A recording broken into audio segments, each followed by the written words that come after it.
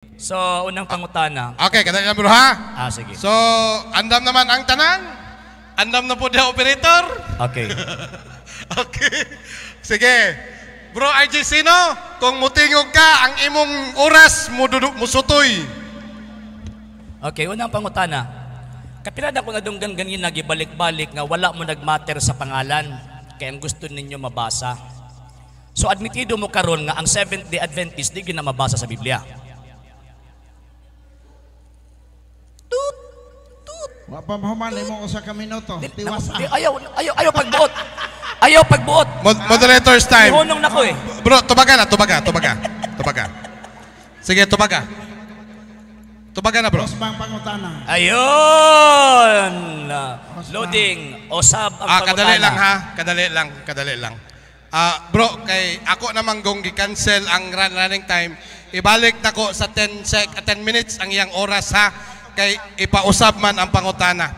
Okay, bro RG Sino, balik ka imong pangutana, balik okay. Imong oras kay mo'y pinakaunang pangutana o pinakaunang balik sa pangutana. Go ahead bro.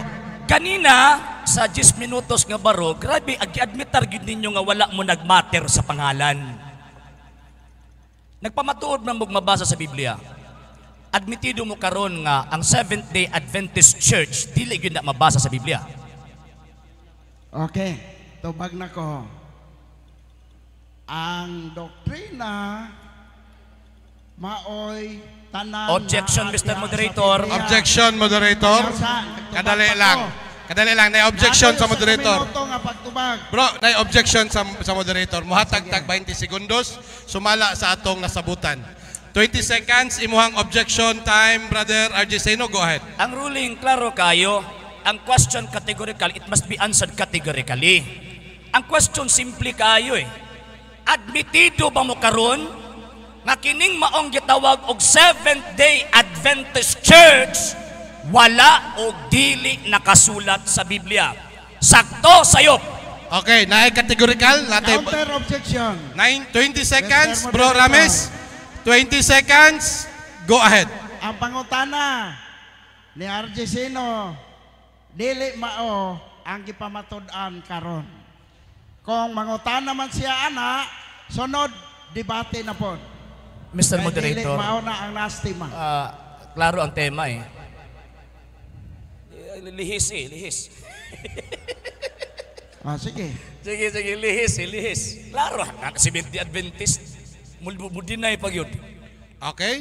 So, moderator's time. Nihatag og verdict ang ato ang mga moderators. Bro, uyon ang mga moderator nga kinahanglan tubagon nimo ang iyang pangutana.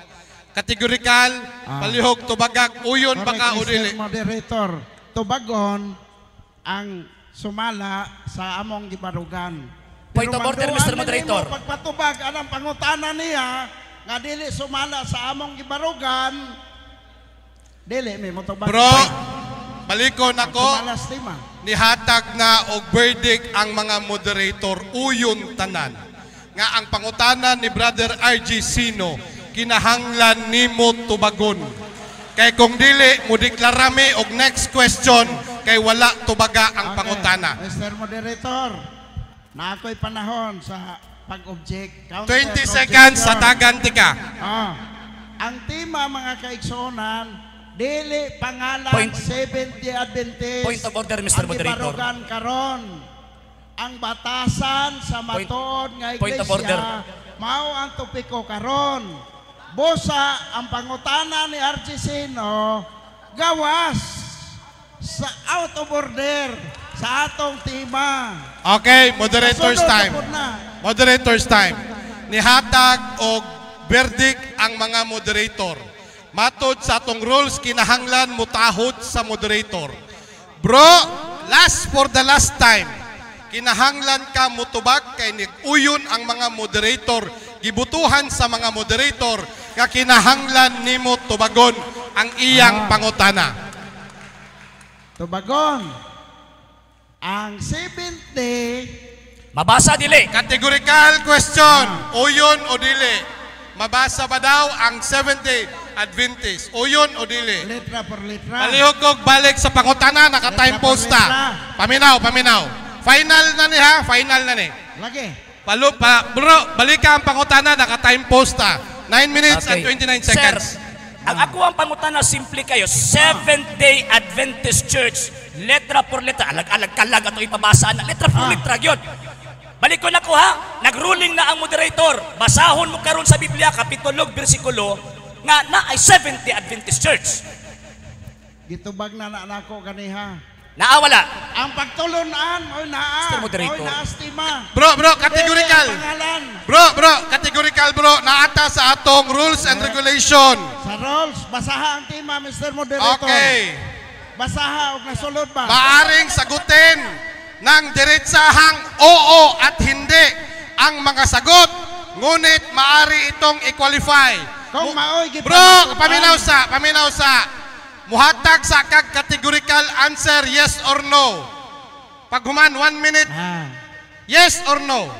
Moderator, out of rolling na ka. Okay, moderator's time. Wala, nihatag na og final warning ang moderator. Pabasa. For therefore, we declare next question kay wala Next tumagang question. pangutana. Ano pa? Ang gabi, Mr. Magwayen. Ang gabi po sir, may gabi sa tanan nga nananaw og sa mga basya nako diha, may gabi. Sige. May gabi ni mo din ha. Sige.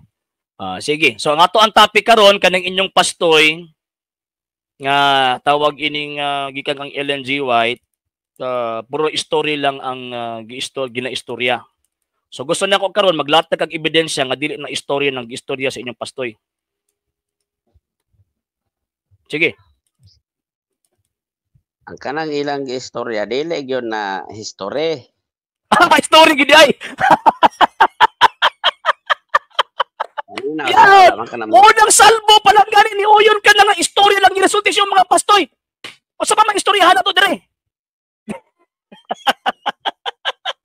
Wala pa man. Okay na. Wala pa man kakadungog. Sige, kadungog nako. Nakadungog nako, naingon ka nga kanang istorya sa inyong pastoy, mga story na. Dili mao.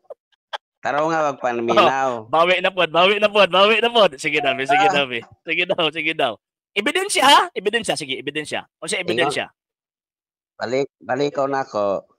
Ang kanang gipanulti nila dili na story. Dili na story. Sa Biblia. Nasa Biblia na. Unsang sita sa Biblia, kapitulo, bersikulo nga si Ellen G. White na himong propeta? Basaha diya sa Binuhatan 2:17. Naas Ellen G. White diha? Naas si Ellen G. White diha? Lagi ba? Naa ba si Ellen G. White diha sa Binuhatan o Buhat 2:17? Pero nakasabot ka sa Binuhatan 2:17. Ayaw, opinion ni mo na eh. Ayaw. Dili ko mo dawat og opinion. Ayaw kung tawag ka ng sultihan ng opinion ninyo. May mabasa ba sa Buhat 2:17 Ellen G. White? Basaha sa. Di ba? May mabasa ba o wala? Before na ko basahon, may mabasa ba o wala? Ellen G. White. Kanang, kung wala'y mabasa nga Ellen G. White, admitahon namang iya kasyawa? Dili ko. Isa. Tarong nga, siya dili ko, dili ebidensya. Ay, simple lang akong pangutana nimo eh. Simple lang eh. Mong ipaparog karon nga sumala ninyo dili story ng inyo hanggipang istorya sa inyong mga pastoy. So kaya ako pangutana unsang sita sa Biblia kapitulo bersikulo nga si Ellen G. White propeta. Ingon ka Buhat 2:17. So na ang pangalang Ellen G. White diha? Basaha. Naawala. Basaha og nakay. Dito bagasa ko. Bagasa ko. So kung wala ko'y mabasa nga tawag ining pangalan ni Ellen G. White na so admitahon mong iya kasyawa? Basaha sa og sabta. Ayaw sa. Nako gibitbit nga Biblia, gusto lang nako nga iklaro. Ako ang tawag anang iklaro nimo. Kung walay mabasa din nga Ellen G. White, admitahon nimong iya kasyawa? Dili, kamo mo iyawa. Dili mo kus mabasa ebidensya ba? Ang atong ang istoryahan din about ebidensya. Gihatag nimo ang Buhat kapitulo 2 verse 17, paghatag og prueba si Ellen G. White na. So karon ako pangutana kasi di mamumutuo kung di mabasa, di ba? So, ang ako pangutana ron, may mabasa ba sa Buhat 2:17 Ellen G. White? Basaha sa, basaha. Lagi ayo lagi Basaha og sabta. suguon pa jud ko nimo. Ay asa suguon pa ko nimo. Ayo ni ako si clarify gisugod na gani ko nimo. Ako kasi i-clarify. May mabasa ba sa 2:17 buhat nga tawag in si Ellen G. White gisugo nga propeta? Basaha usa. Lagi di ayo lagi unya na ko nabasahon. Tubagas ako. Mabasa ba sa buhat 2:17 si Ellen G. White gisugo sa Dios mahimong propeta? Wala. Oh, Wala. why basihan ini? So di mo magamit ang buhat 2:17 para kay Ellen G. White. Tagaay kog sita sa Biblia. Kapitulo ug bersikulo nga si Ellen G. White gihimong propeta. Wa man kay mabasa di ay unsa man tawo ni. Tagaan na pud ko ninyong opinion. O de, ako yung mangutana nimo. Ako yung mangutana nimo. Ayo, Dili na opinion. ang atong topic karon manggod, na. pastoy nga gikan sa 16th century hangtod karon hilig og story. Ikaw misulod na kani kontra man kaana, so buoti pasabot ikay mo provide og ebidensya. Oh, Yun. buha. So karon ebidensya ang ato ang kwan, ebidensya ang ato ang ipangitaon nimo ron. So tagay ebidensya nga si Ellen G. White propeta. Basaha sa diha. Di na lagi nimo magamit ang buhat 17. Kinuha kay mabasa letra por letra eh. Di ba pagtuon ninyo kapag dili mabasa, dili tinuod. Paminaw. Inyuhan ang pagtuo eh. Ako na lang ipit. Ikaw rin sig tawag anang sige tubag og butang nga nabitay ka na. Ganira ka nabitay. Ayaw nang ipahid sa kuan ng imo ang napahamtangan karon. Kini karon ang akong gipangita ebidensya. Ayaw ko tagaian ng inyong opinion. Gamiton ninyong setas. Karon ang ako ang tawag ining pangutayan nimo unsang sita sa Biblia kapitulo bersikulo nga si Ellen G. White, mabasa na to ha, nga si Ellen G. White gisugo sa Dios nga mahimong propeta. Basaha basaha. Ayo lagi ayo ano Ipabasa tawag ganin ikaw nimo, nag-ingon nga way mabasa, di ba? Ikaw nag-ingon nga wa may mabasang Ellen G. White din, pabasahon ko nimo. Binuang man na ay. No. Binuang man na. Sige. Kaya gayaga man na. Himuon man ko nimong bata diri. Isud man ko nimo sa mong bulsa. Ako na po yung mangutana. Walay mabasa. So way mabasa. So bot ipasabot, tama lagi ako ang barugan nga kanang inyong mga pastoy istorya na lagi.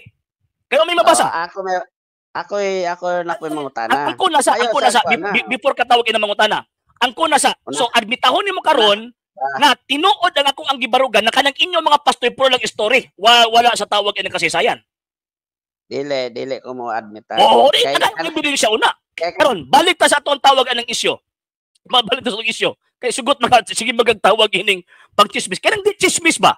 Okay. Tagaan og ebidensya nga si Ellen G. White lagi tawag anang gisugo sa Dios nga propeta. Binuhatan 2:17. Imo ganina way mabasa din karon na pud imuhan na pong ikot. Ay pangalan man imo gigamitan mo filosofiya. Kinsa man pinag-ingon nimo nga apil sa Ellen G. White? Filosofiya man ang imo Lagi ba? Kinsa pinag-ingon nimo nga sa buhat 2:17 apil si Ellen G. White? Apil sa basaha sa. Ay asa lagi ayo ba? Kinsa nag-ingon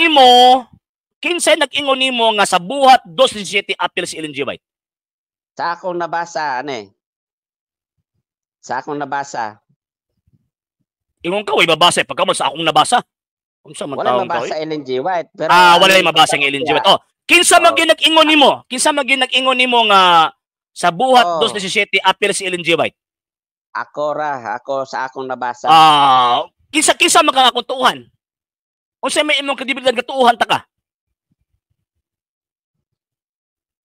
Biblia man ang akong gibasa. Ay, so lagi, bisa pa lagi nagbasa lagi ka lagi. Wala kay credibility nga maghatag sa kuwag final interpretation. Unsa nga klase nga tos interpretation gigamit nimo kay para mahimong tama imong interpretation? Wala pod kay katungod. Ayo lagi ba?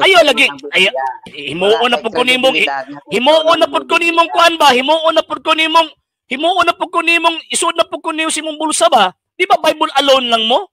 Ano magsalig man kasi imong sa imong kaugalingong panabot? So di na mo Bible alone. Bible alone man eh. Ayaw sabot basahin lang ta. Basahin lang ta sa buhat 2:17. Ingon man ka nga walay mabasa diha nga Ellen G. White. Kinsa sulti nimo nga si Ellen G. White na? Di basaha og sabta. Mao na. Ayo di sabta, dili sabta. Opinion na pud na nimo. Dili opinion na. Biblia, opinion. Alagi, ingon lagi ka nga. Ingon lagi ka nga wala si Ellen G. White diha. Ingon ka nga diri na opinion nya sabta. Unsa man kasi pagsabot atong sundon? Unsa nga klaseng tools of interpretation atong gamit ng para dili ta mamahimong ato ang tawag ining ato ang kaugalingong panabot ra?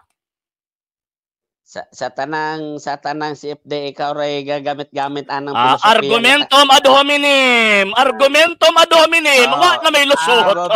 Wa na may lusot. Wa na may lusot. Basta kung dito sa ubang mga defensor makagara-gara ka diri squad di ka kagara-gara eh. Di ka kagara-gara sa kuha diri. Di ka kagara-gara. Unsa nga klase nga tools of interpretation ang imong gigamit? Paminaw. Unsang klase nga tools of interpretation ang gigamit nga makaingon ka nga si Ellen G. White nang apil si Ellen G. White din na sa Buhat Kapitulo 2 verse 17. Kana imong tactic irrelevant. Ayo lagi. Wa ni pulos.